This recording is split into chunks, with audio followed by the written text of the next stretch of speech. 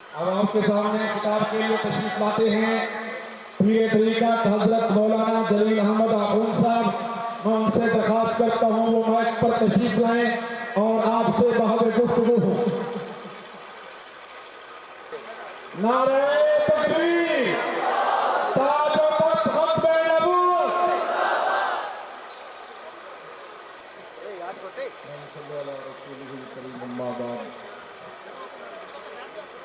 أعوذ بالله من الشيطان الرجيم بسم الله الرحمن الرحيم لقد جاءكم رسول من أنفسكم عزيز عليه ما عنتم حريص عليكم بالمؤمنين رؤوف رحيم صدق الله مولانا العظيم۔ میرے محترم بزرگ اور دوستو، اللہ تعالیٰ نے اس امت کو جو خصوصیت عطا فرمائی ہے وہ اپنے رسول صلی اللہ علیہ وسلم کا عشق ہے۔ اللہ تعالیٰ نے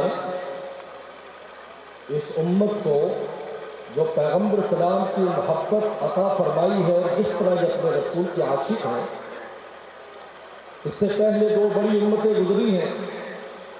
حضرت موسیٰ علیہ السلام گزرے، یہودی بہت بڑی امت ہے۔ اس کے بعد عیسائی آئے، نصارہ آئے، حضرت صلی اللہ علیہ وسلم کی امت۔ قرآن مجید اٹھا کر دیکھ لیجئے کہ موسیٰ علیہ السلام کے امتیوں نے اپنے پیغمبر کے ساتھ کیا کیا؟ اذهب انت وربك فقاتلا انا هاهنا قاعدون۔ آپ اور آپ کا رب جا کر جنگ لڑے، ہم یہی بیٹھے ہیں۔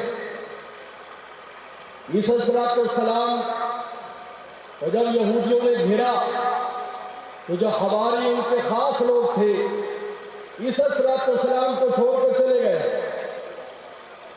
چنانچہ یہودیوں نے جو بات مشہور کی تھی وَقَوْلِهِمْ إِنَّا قَتَلْنَا الْمَسِيحَ عِيسَى ابْنَ مَرْيَمَ رَسُولَ اللَّهِ کہ ہم نے عیسیٰ علیہ السلام کو شہید کر دے، نعوذ باللہ۔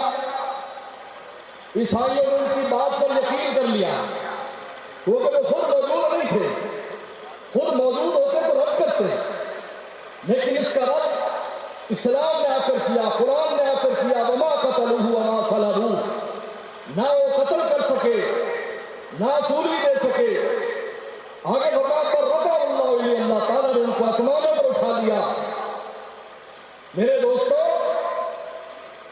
جب اس امت کی باری آتی ہے، غزوہ بدر سے اٹھا کر دیکھ لیجئے حضرت سیدنا صدیق اکبر کا عمل جو مسلمہ قذاب کے خلاف تھا۔ غزوہ بدر میں بھی مقداد بن اسود نے یہ کہا تھا کہ ہم موسیٰ علیہ السلام کی امت کی طرح نہیں ہیں، بلکہ اللہ کے نبی صلی اللہ علیہ وسلم اذهب انت ربک فقاتلا انا معکم مقاتلون، آپ بھی چلیے، ہم بھی آپ کے ساتھ جنگ لڑیں گے۔ اور سیدنا صدیق اکبر رضی اللہ تعالیٰ عنہ نے آج کے بعد ناموس رسالت اور ناموس ختم نبوت پر جب حرف آیا، اس وقت کس طریقے پر میدان میں نکلے۔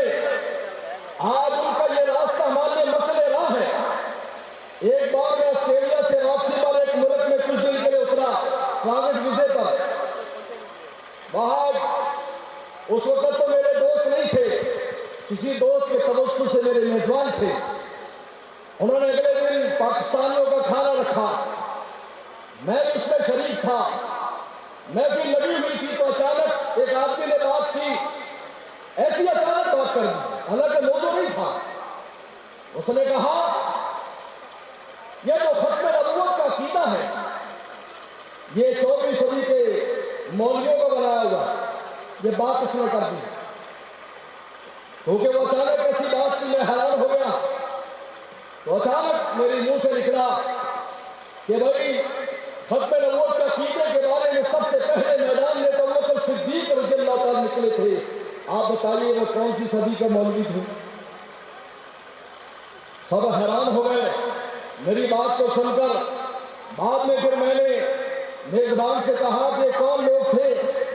یہ قادیانی لوگ ہیں، ہمارے پاس آتے جاتے ہیں، ہمیں تبلیغ کرتے ہیں، ہمارا ذہن بناتے ہیں، لیکن آپ کے ایک جملے نے ان کی ساری محنت ختم کر دی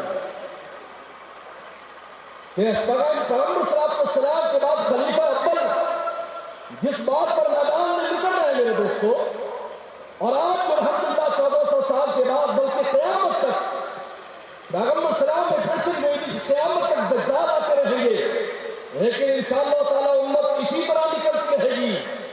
اس لیے حضرت مفتی شفیع صاحب رحمۃ اللہ علیہ فرمایا کرتے تھے ہم کو مٹا سکے یہ زمانے میں دم نہیں، ہم کو مٹا سکے یہ زمانے میں دم نہیں، زمانہ تو ہم سے ہے زمانے سے ہم نہیں۔ میں اپنے اس گفتگو کو اس شعر پر ختم کرتا ہوں، لوٹ آئے جو بھی فردانے گئے۔ میرے دوستو، اسلام کا راستہ دیوانوں کا راستوں کا راستہ ہے، یہ فردانوں کا راستہ نہیں ہے۔